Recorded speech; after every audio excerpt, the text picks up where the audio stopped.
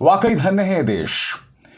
इस देश के प्रधानमंत्री 24 घंटे चुनावी प्रचार में लगे रहते हैं, मगर मजाल है इस देश का मीडिया या खुद प्रधानमंत्री नरेंद्र मोदी इस देश के अहम मुद्दों पर कोई टिप्पणी कर दें।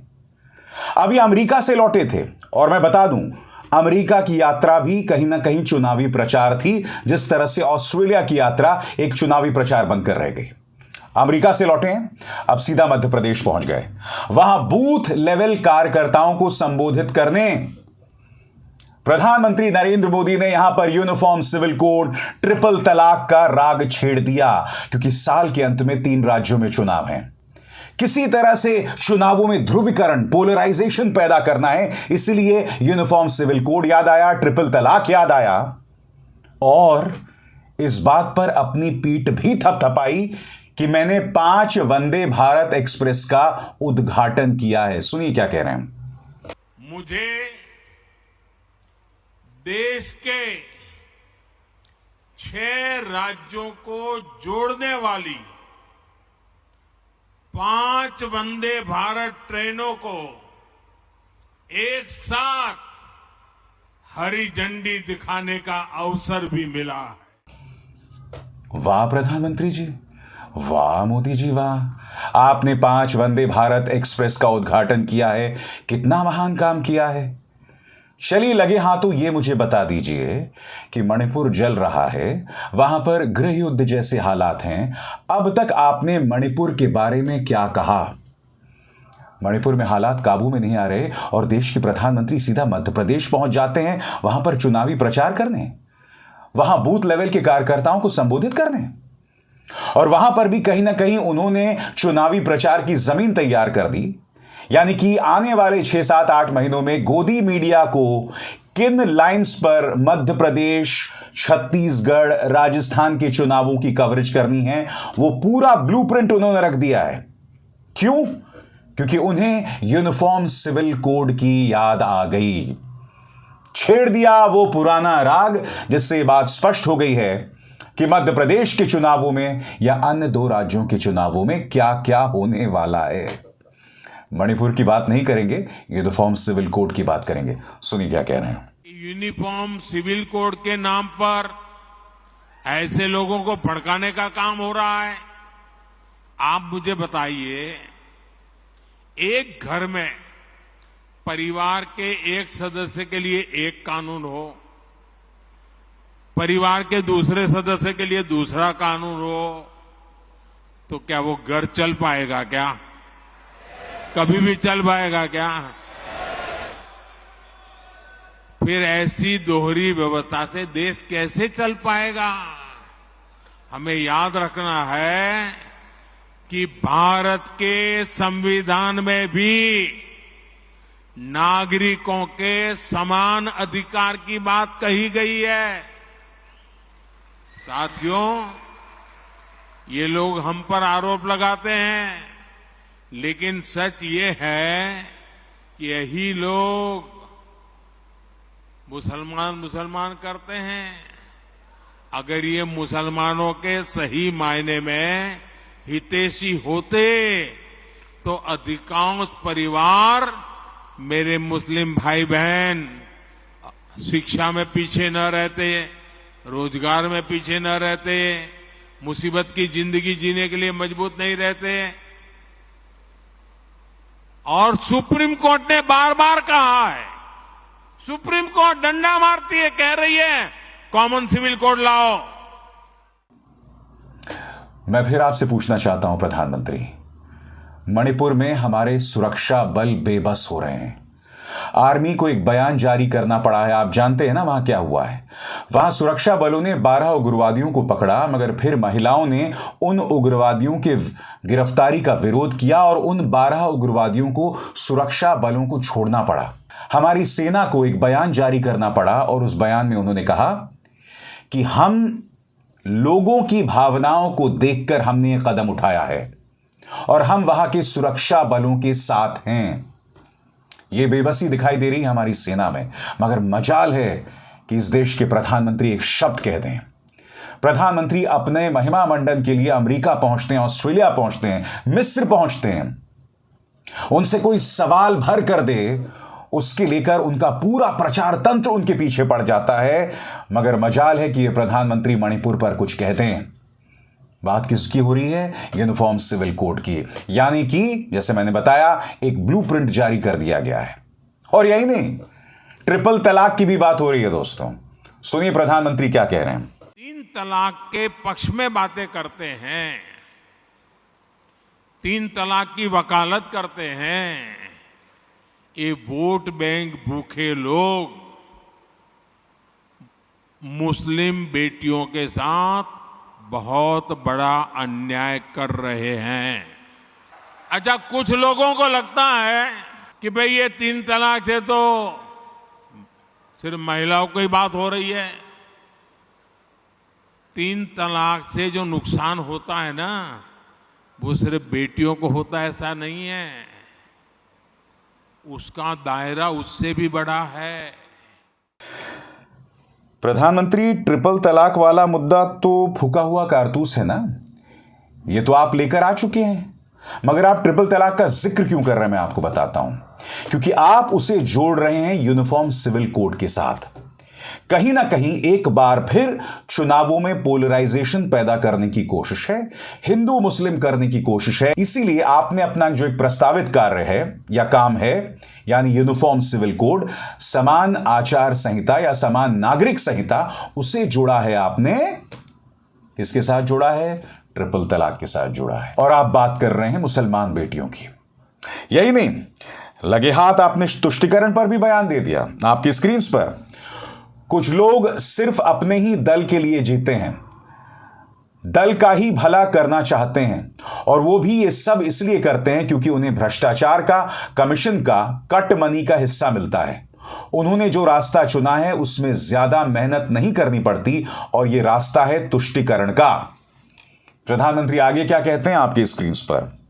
गरीब को गरीब बनाए रखने, वंचित को वंचित बनाए रखने से ही उनकी राजनीति चलती है।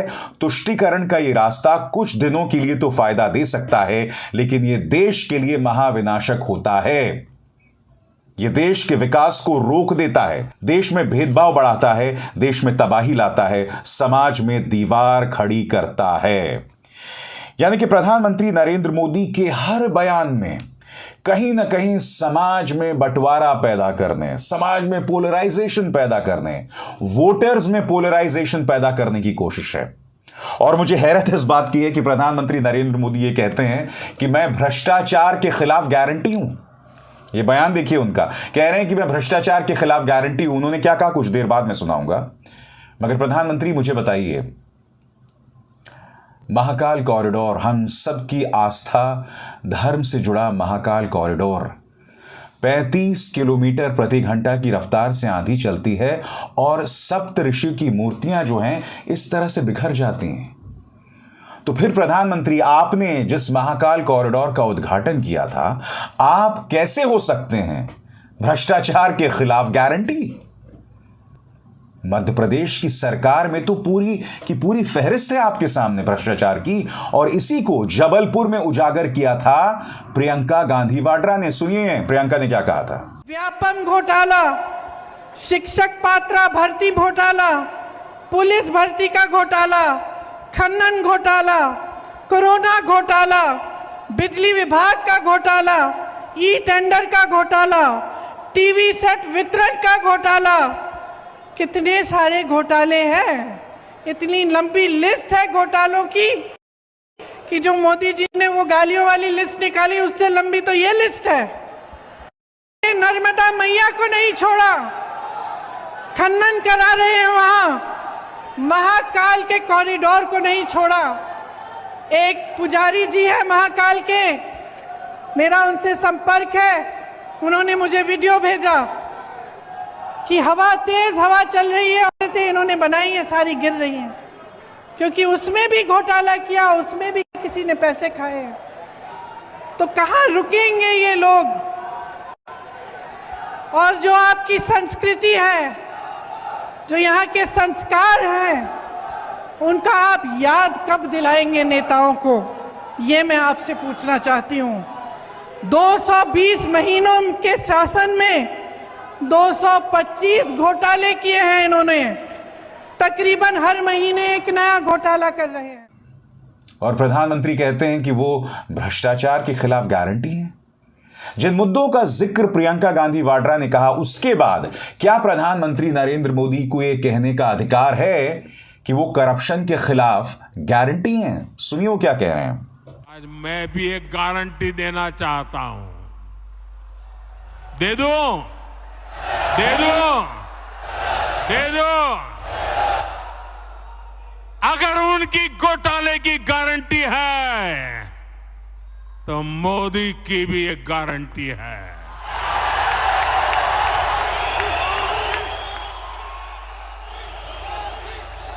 और मेरी गारंटी है, हर घोटालेबाज पर कार्रवाई की गारंटी।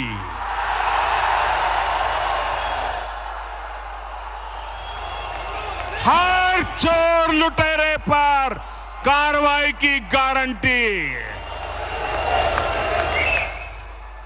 जिसने गरीब को लूटा है, जिसने देश को लूटा है, उसका हिसाब तो हो करके रहेगा। हकीकत यह है दोस्तों कि इस वक्त भारतीय जनता पार्टी मध्य प्रदेश में जबरदस्त मुश्किल में है। जबरदस्त गुटबाजी चल रही है। ज्योतिरादित्य सिंधिया के सपोर्टर्स बनाम शिवराज सिंह चौहान के सपोर्टर्स, शिवराज सिंह चौहान बनाम नरेंद्र तोमर, शिवराज सिंह चौहान बनाम नरोत्तम मिश्रा, यानी कि जबरदस्त गुटबाजी है। और उस गुटबाजी का नुकसान हो रहा है। यही नहीं, जिस तरह से कर्नाटक में कांग्रेस ने नारा दिया था 40% कमीशन की सरकार, उसी तरह से शिवराज सिंह चौहान को घेरा जा रहा है कि देखिए इन्होंने तो महाकाल कॉरिडोर में भी भ्रष्टाचार किया। और आप जानते हैं प्रधानमंत्री जब कहते हैं कि मैं भ्रष्टाचार के खिलाफ गारंटी हूं, तो वो बहुत ही कमजोर सुनाई पड़ते हैं। और मैं आपको बताता हूं क्यों।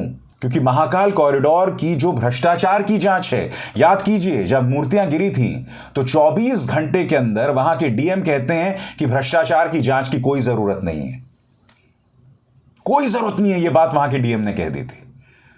शिवराज सिंह चौहान ने कोई टिप्पणी नहीं की थी काफी दिनों तक। लोकायुक्त को स्वतः संज्ञान लेना पड़ा था। अब जाकर मामले की जांच हो रही है। मगर आप भी जानते हैं दोस्तों कि किस तरह से जांच होने वाली है, क्योंकि कर्नाटक में जितने भी करप्शन के मामले थे, उनकी जांच से जुड़े मुद्दे थे, वो सब धराशायी हो गए।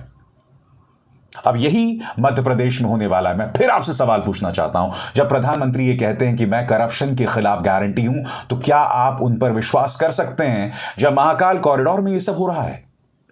बताइए। मुद्दों पर आप रहते नहीं हैं। 24 घंटे आप चुनाव प्रचार वाली मुद्रा में रहते हैं और फिर बड़ी बड़ी बातें की जाती हैं। मानना पड़ेगा वाकई बीजेपी को, यानी कि एक चुनाव खत्म नहीं होता और दूसरे चुनाव में लग जाते हैं, और लगते भी इस तरह से हैं ताकि समाज में बंटवारा पैदा हो। इसीलिए यूनिफॉर्म सिविल कोड और ट्रिपल तलाक का राग अलापा जा रहा है। ट्रिपल तलाक का जिक्र करने की बिल्कुल भी जरूरत नहीं थी। मैं फिर आपसे पूछना चाहता हूं, अगर कांग्रेस पर आरोप है तुष्टीकरण का, तो जो महाकाल कॉरिडोर में हुआ है उसका क्या? उसका तो सीधा नाता हमारी आस्था से है ना, हम हिंदुओं की आस्था से। वहां पर जांच क्यों नहीं की जा रही? उस जांच से क्यों बचा जा रहा है? और प्रधानमंत्री ऐसा बयान कैसे दे सकते हैं कि मैं भ्रष्टाचार के खिलाफ गारंटी हूं?